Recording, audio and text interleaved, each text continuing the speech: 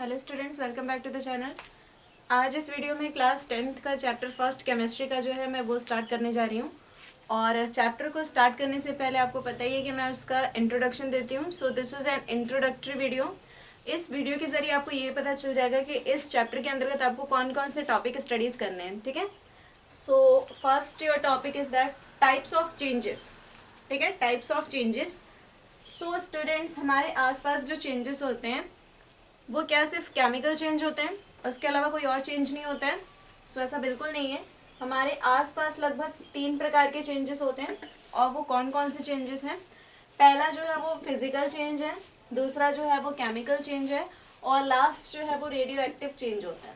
ठीक है, अगर फिजिकल रिएक्शन हो रहा है तो उसके माध्यम से फिजिकल चेंज होता है, अगर केमिकल रिएक्शन हो रहा है तो उसके माध्यम से केमिकल चेंज होता है, और यदि कोई न्यूक्लियर रिएक्शन हो रहा है तो उसके माध्यम से रेडियो एक्टिव चेंज होता है। ओके, सो ये दो जो है फिजिकल और केमिकल, ये आपको बहुत अच्छे से पढ़ने हैं। रेडियो एक्टिव चेंज भी आप पढ़ेंगे, लेकिन बहुत ही मिनिमम टॉपिक दिया गया है रेडियो एक्टिव चेंज के बारे में, बिल्कुल ही थोड़ा बहुत ही बताया गया है। सो इसको बाद में हम पढ़ेंगे, लेकिन first of all we have to concentrate on the 2 more topics, that is physical and the chemical change. Okay, now second one topic is that chemical reaction.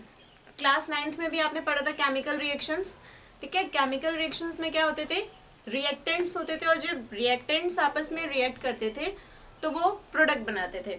अब वो रिएक्टेंट्स कोई भी हो सकता है, कोई एलिमेंट हो सकता है या कोई कंपाउंड हो सकता है। ठीक है, सो अगर इस प्रकार का रिएक्शन हो रहा है जिसमें आपको 2 तरह की चीज़ें मिलती हैं, एक तो रिएक्टेंट इन्वॉल्व होते हैं, और रिएक्टेंट जब आपस में रिएक्ट करते हैं तो क्या बनता है? प्रोडक्ट बनता है। यानी रिएक्टेंट ने क्या किया? रिएक्शन किया, और आपको मिला क्या? उसके बजाय प्रोडक्ट मिला। ठीक है, तो इस प्रकार के रिएक्शन को हम क्या कहते हैं? Chemical reaction. और केमिकल रिएक्शन के माध्यम से क्या होता है? केमिकल चेंज होता है। ठीक है, now chemical equation. Chemical equation क्या होता है? किसी भी रिएक्शन को जो लिखने का तरीका होता है उसे हम कहते हैं केमिकल इक्वेशन। जैसे मान लीजिए मैंने आपसे कहा when sodium react with chlorine it will form sodium chloride.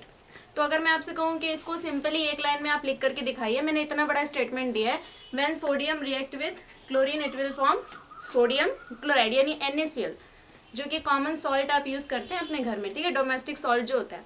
अगर मैं कहूँ कि इसको सिंपली आप एक लाइन में लिख करके बताइए, तो आप किस मेथड का यूज़ करेंगे? Chemical equation. ठीक है, now fourth one topic is that different types of chemical reaction. इस चैप्टर में आपको कई सारी केमिकल रिएक्शंस के बारे में पढ़ना है।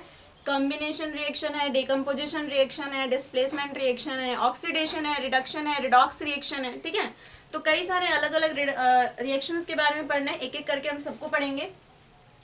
Fifth one is oxidation and reduction. Oxidation और रिडक्शन।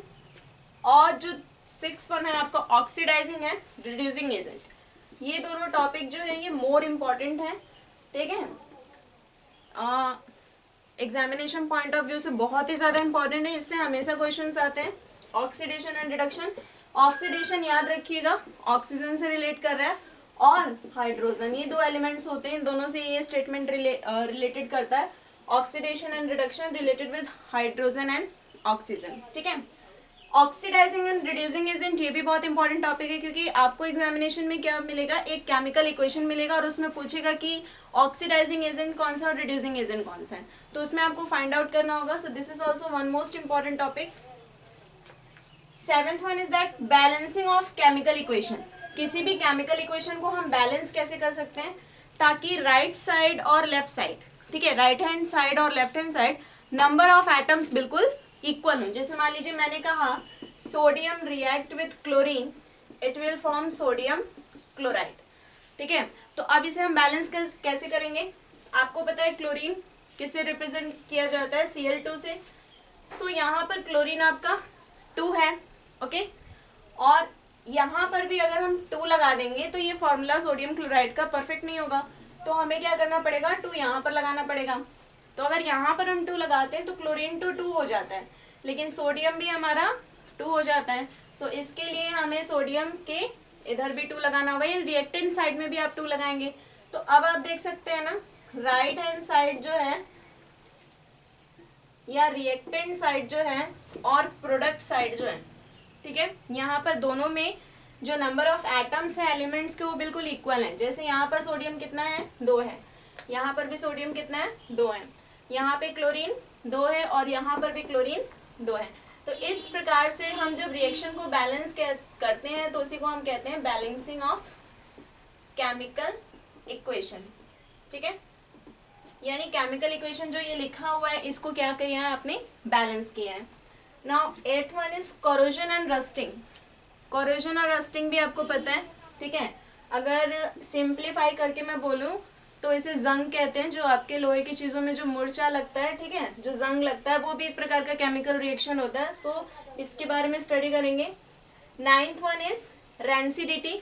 रेंसिडिटी क्या होता है मैं आपको समझा दे रही हूँ, यहाँ पे एक्सप्लेन नहीं करूँगी उतना, ठीक है। रेंसिडिटी, सपोज कर लीजिए कि आपने कोई स्नैक का पैकेट लिया हुआ है, कोई भी चिप्स या कुछ भी आपने लिया हुआ है और उसे आपने ओपन किया है, ओपन करके आपने जितना आपको अच्छा लगा उतना आपने फिनिश कर लिया है, और अगर मान लीजिए उसमें से कुछ बच गया उसको आपने खोल करके ही रख दिया है, और 2-3 दिन बाद यदि आप उस स्नैक के पैकेट को देखेंगे या टचअप करेंगे तो फिर वो खाने लायक नहीं रहता है। तो यानी उसमें भी कुछ ना कुछ केमिकल रिएक्शन हुआ होगा कि वो खराब हो गया, स्पॉइल हो गया, कुछ ऐसी चीज़ हुई होगी, तो उसके बारे में स्टडी करना है। और लास्ट में आपको पढ़ना है इंटरनल क्वेश्चन आंसर और एक्सरसाइज के जो क्वेश्चन आंसर है एनसीईआरटी टेक्स्ट बुक के, उसको कवर अप करना है। ठीक है, so this is about the introduction. This is an introductory video related with what, chapter first chemical reaction and equation. तो इस वीडियो में इतना ही। नेक्स्ट वीडियो में जो है हम आगे के फर्दर टॉपिक्स को कवर करेंगे। ठीक है, सबसे पहले हम शुरुआत करेंगे किस टॉपिक से, टाइप्स ऑफ चेंजेस। तब तक के लिए आप देखते रहिए Nikita biology tutorials. Bye students, take care and be study.